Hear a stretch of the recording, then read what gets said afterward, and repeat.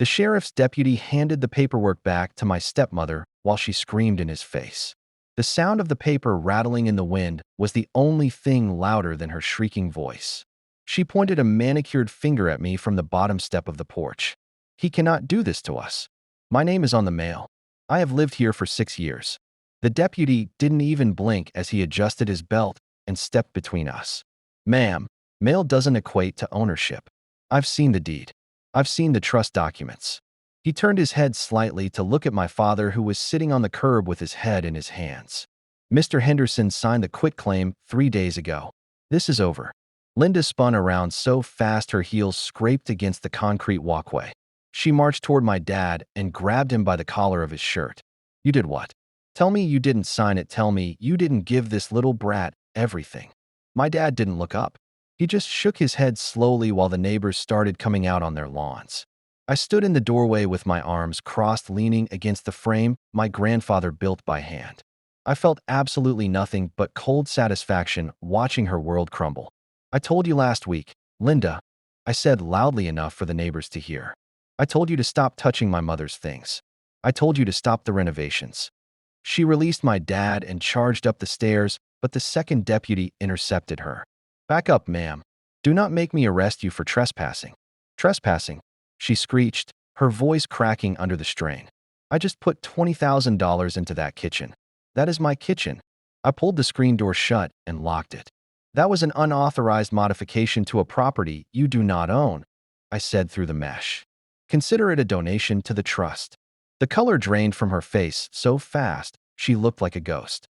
Behind her, my stepbrother Kyle pulled up in his lifted truck, music blasting. He hopped out wearing sunglasses, completely oblivious to the scene unfolding. Yo, why are the cops here? He asked, walking up the driveway like he owned the place. He looked at me, then at his mom crying hysterically in the yard. Did he call the pigs on you? Seriously? Kyle laughed and walked toward the front door, ignoring the officer. Move. I need to get my gym bag. The deputy put a hand on Kyle's chest and stopped him dead in his tracks. Nobody goes inside, son. This is an eviction scene. Kyle smacked the officer's hand away instinctively. Don't touch me. I live here. Before I could even blink, Kyle was slammed against the hood of the patrol car. Cuffs clicked. Linda screamed again, a primal sound that made the birds scatter from the trees. He's a minor. He's a baby, she yelled, even though Kyle is 21 years old. He assaulted an officer, the deputy said calmly, hoisting Kyle up. He's going downtown, and you need to be off this property in 5 minutes. My dad finally stood up from the curb. He looked older than I had ever seen him. He walked up the driveway past his wife and his arrested stepson to look at me. Son, he started, his voice trembling. Please, just let them get their clothes. Just let them get the essentials. I looked at the man who let this woman throw away my mother's wedding dress. I looked at the man who stood by while Linda turned my childhood room into a yoga studio. I packed their bags this morning, I said, pointing to the black garbage bags lined up by the garage. Everything they bought. Everything they brought. It's all there. But where are we going to go? Dad asked, tears finally spilling over. I don't know, Dad. I replied, feeling the sting in my own eyes. But you can't stay here. You broke the clause. You married her. We didn't think you'd find out, he whispered. That's the problem, I said, taking a step back into the house. You thought you could lie to me about my mother's legacy. I looked over his shoulder at Linda, who was now trying to claw open one of the garbage bags. She was pulling out designer clothes and throwing them on the grass, looking for her jewelry.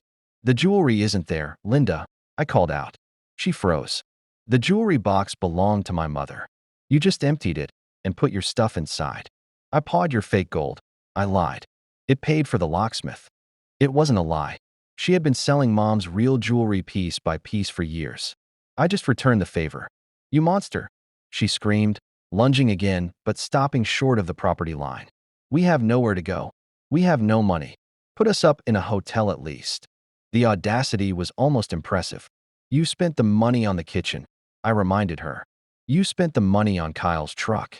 You spent the life insurance money on vacations I wasn't invited to.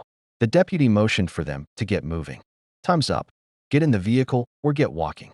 Dad looked at me one last time, his eyes begging for mercy. I'm your father. And she was your wife, I said, my voice finally breaking. And you let that woman erase her from this house while the body was still warm. I didn't erase her, he stammered. You did. You let Linda paint over her murals. You sold her piano. I bought it back, I added. It's in storage, where you can't touch it. I started to close the main heavy door. Wait, Linda yelled. My meds. My heart medication is in the bathroom cabinet. I paused. I am angry, but I am not a murderer. Officer, I called out. The deputy looked up. I will retrieve the medication. Nothing else. I walked away from the door, leaving it open just a crack. The house smelled like her cheap perfume and fresh paint. I walked into the master bedroom, my parents' old room. The walls were painted a hideous shade of beige. My mom's lavender wallpaper was gone. I went into the bathroom and opened the cabinet. There were dozens of bottles. Anxiety meds, sleeping pills, diet pills, and yes, one bottle of heart medication. I grabbed it. As I turned to leave, I saw my reflection in the mirror. I looked exhausted. I looked mean. I didn't recognize myself. I walked back to the front door. Linda was standing at the bottom of the steps, her hand outstretched. I tossed the bottle through the air. She caught it with both hands, clutching it like it was gold. Get out, I said. If I see you on this street again, I will file for a restraining order. You'll rot in hell for this, she spat. Maybe, I said, watching Kyle being shoved into the back of the squad car. But at least I'll have a roof over my head. I slammed the heavy oak door shut. I turned the deadbolt. I slid the chain lock into place. The silence inside the house was deafening. For the first time in 5 years, it was just me and the ghosts. I slid down the door until I was sitting on the floor. My hands were shaking uncontrollably. Outside, I heard my dad's car engine turn over. It sputtered, then died, then turned over again. Then the sound of tires rolling away. They were gone. I stood up and walked into the living room. The furniture was all theirs, tacky leather sofas and glass tables. I hated it. I wanted to burn it all. But then I saw something on the mantel. Linda must have missed it when she was clearing things out. It was a small clay ashta my mom made in a pottery class years ago. It was ugly and lopsided and painted bright blue. Linda had used it to hold paper clips. I picked it up and dusted it off. Underneath, in my mom's handwriting, it said, "Love you always." I clutched the clay piece to my chest and finally let the tears fall. But my phone started buzzing in my pocket. Continuous vibrations. One after another. I pulled it out. 30 notifications. Family group chat. Aunt Kathy. How could you do this to your father? Cousin Mike. Bro, Kyle said you got him arrested? WTF. Grandma. I am so disappointed in you. Your mother would be ashamed. I stared at the screen through blurry eyes. They didn't know. They didn't know about the money. They didn't know about the abuse. They only knew the story Linda spun on Facebook while sitting in the driveway. I opened the chat. My fingers hovered over the keyboard. I could explain everything. I could post the bank statements. I could post the photos of mom's destroyed paintings. Or I could block them all. The guilt hit me like a physical blow to the stomach. My dad is 60 years old. He has no job because he retired early thinking Linda was rich. She isn't. They are homeless. And I am sitting in a 4-bedroom house alone. I looked around the empty room again. I picked up a vase Linda bought, something expensive and fragile. I threw it against the wall. It shattered into a million pieces. It didn't make me feel better. The police officer knocked on the door again. I froze. Had they come back? I opened the door cautiously. It was the nice deputy. They're gone, son, he said softly. But your dad left this on the hood of the cruiser for you. He handed me a folded piece of notebook paper. I took it. Thanks, I said.